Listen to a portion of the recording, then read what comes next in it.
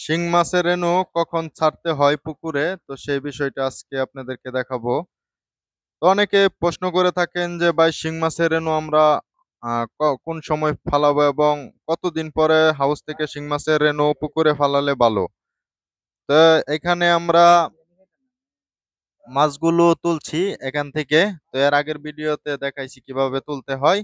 তো এখন আমরা এগুলো পোনা নিয়ে সরাসরি পুকুরে নিয়ে ছাড়বো। তো আপনাদেরকে কিছু কথা বলবো শিং মাছের রেণু কিভাবে আপনারা পুকুরে ছাড়বেন সেই বিষয়টাকে আজকে সরাসরি দেখাবো। তো আপনারা সরাসরি যদি না দেখেন তাহলে হয়তোবা অনেক কিছু মিস্টেক হতে পারে আপনাদের। তো সেজন্য আপনারা সফল নাও হতে পারেন। এজন্য পুরো ভিডিওটি আপনাদেরকে দেখতে হবে। তো এখানে আমরা রাউন্ড সিস্টেমে বাটি দিয়ে এই পানিটারে পাক দেওয়া হয়েছে। তো পাকের মাধ্যমে এখানে মাছগুলো মাঝখানে জমা হচ্ছে। তো মাঝখানে জমা হলে তো এই পাইপের মাধ্যমে আমরা এখানে তুলে ফেলতেছি।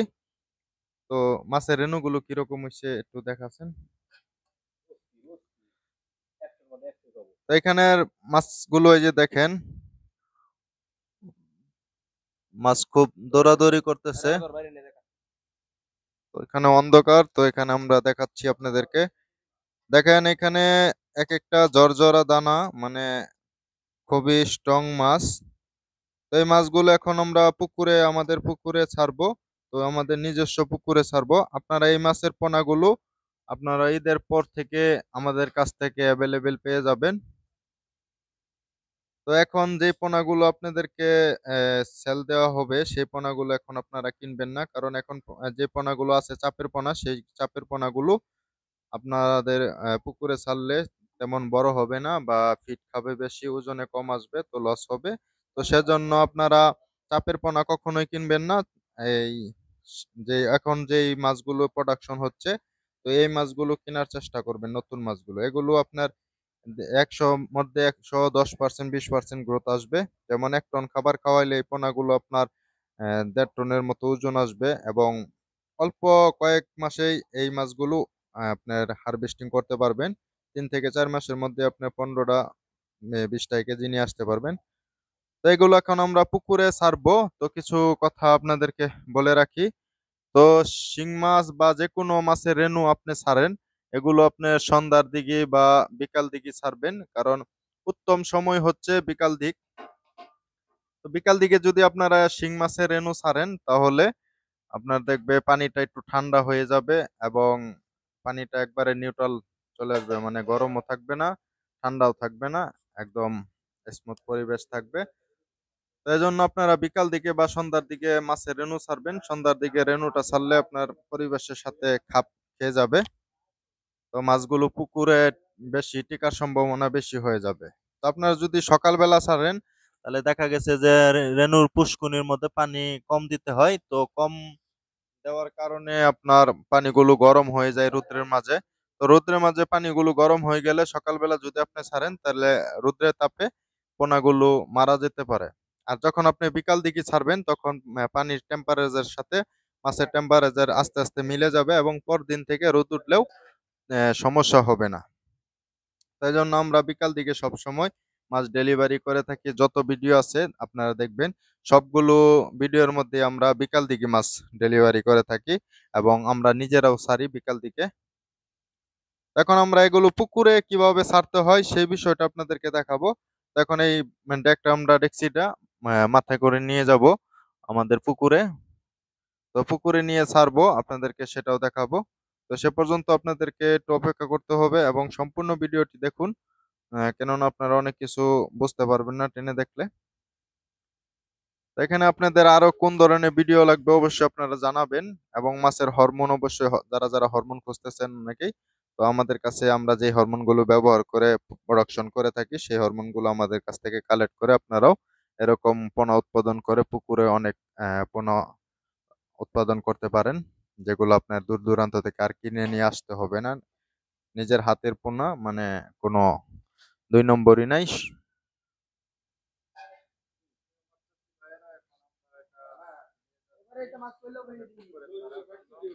এবং যে মাছগুলো এখন আবার নতুন করে ডিম ফোটানোর জন্য দেওয়া হয়েছে, তো গতকালকে যে আপনারা প্রতিদিনই নতুন নতুন আপডেটের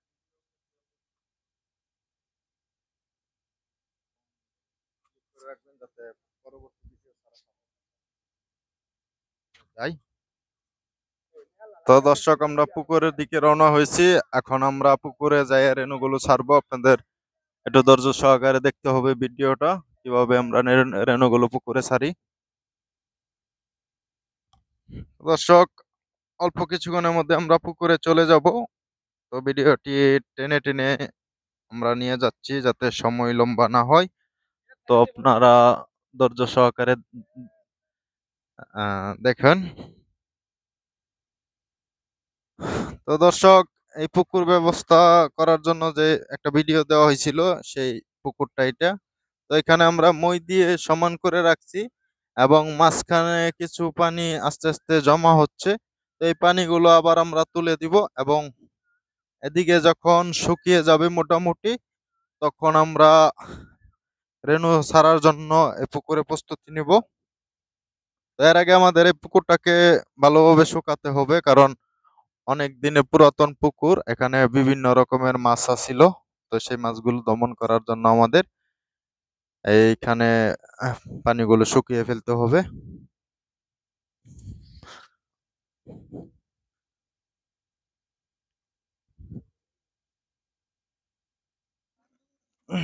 তো দর্শক, আমরা এই পুকুরটাতে রেনু ছাড়বো, কারণ এই পুকুরটার মধ্যে আমরা গত বছর যে রেনুটা ছাড়ছিলাম সেটার হারভেস্টিং শীতের মধ্যে আমরা বিক্রি করে দিছি।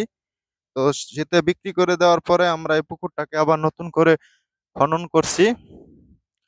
তো যে পুরাতন কাদাগুলো ছিল সেই কাদাগুলো আমরা পাড়ে তুলে ফেলছি এবং নতুন করে পার বাঁধছিলাম। তো এখানে পানি দেওয়ার পরে আমরা বিকাল দিকে আপনার গতকালকে বিকাল দিকে সুমিথন মারা হয়েছে, যেটা আপনার বিভিন্ন পোকামাকড় থাকে, সেই পোকামাকড় গুলো দমন করার জন্য সুমিথনটা ব্যবহার করা হয়।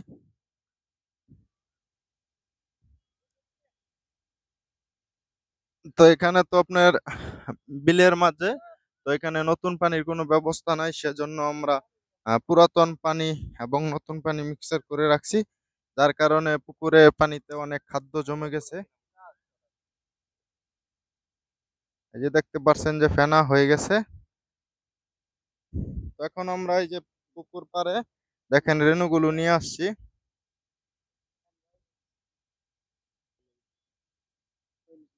এই যে দেখেন, এখন এই মাছগুলো আমরা ছেড়ে দিব। তো অনেকে প্রশ্ন করেন যে ভাই 1 কেজি রেণুতে কত লাখ পোনা হয়। তো আমরা এখানে দেখেন অনেক পোনা আছে, যা অগণিত, মানে গোনা সম্ভব না। 2 থেকে নিচে আপনার 4-5 লাখ পোনা হবে এখন যা প্রোডাকশন হয়।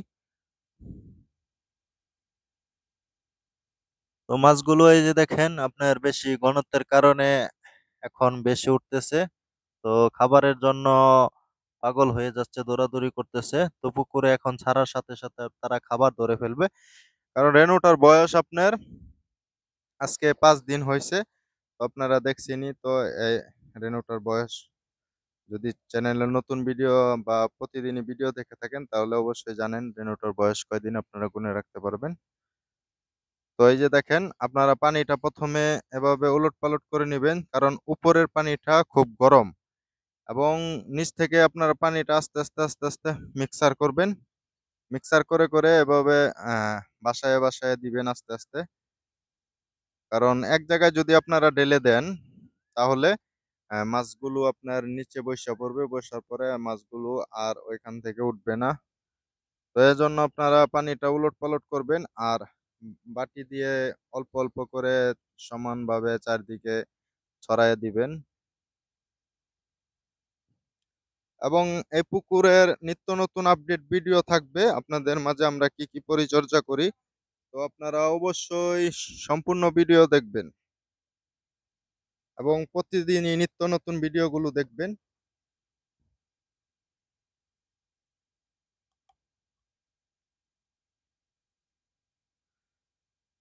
তো এই যে দেখেন আস্তে আস্তে একটু জুম করে দেখাই, বাটি থেকে মাছ নিবেন আর পানিটাকে উলট-পালট করবেন।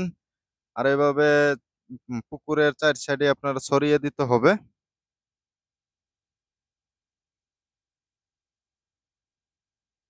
কারণ পুকুরের পানির যে কালারটা আছে খুবই ভালো কালার এবং একদম ফ্রেশ পানি।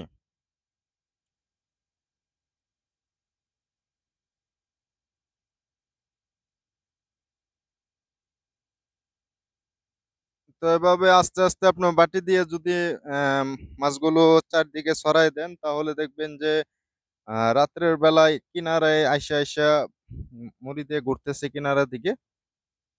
তো এজন্য আপনাদেরকে এভাবে যেভাবে ছাড়লাম সেই নিয়ম অনুযায়ী ছাড়তে হবে।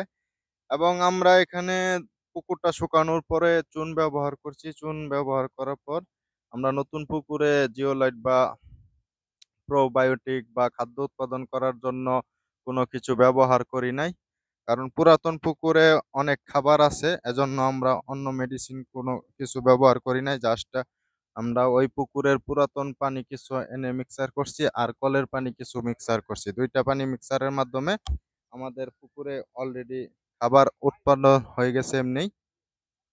তো এজন্য পুকুরের পানিটা খুবই ভালো দেখা যাচ্ছে। আশা করি আল্লাহর রহমতে ভালো প্রোডাকশন হবে। তো এভাবে আপনারা চাইলে আমাদের মতো করে শিং মাছ চাষ করতে পারেন খুব সহজেই। তো এভাবে আপনারা লক্ষ, লক্ষ পোনা উৎপাদন করতে পারেন খুব সহজেই। যারা আ নিজের বাড়িতে বসেই ইনজেকশন করবেন, হরমোন খুঁজে পাচ্ছেন না, ভালো হরমোন পাচ্ছেন না, তারা আমাদের কাছ থেকে আমরা যে হরমোনগুলো ব্যবহার করি সেই হরমোনগুলো আমাদের কাছ থেকে কালেক্ট করতে পারবেন। সেজন্য অবশ্যই ডেসক্রিপশনে ফোন নাম্বার দেওয়া আছে সেখান থেকে যোগাযোগ করবেন। তো সবাইকে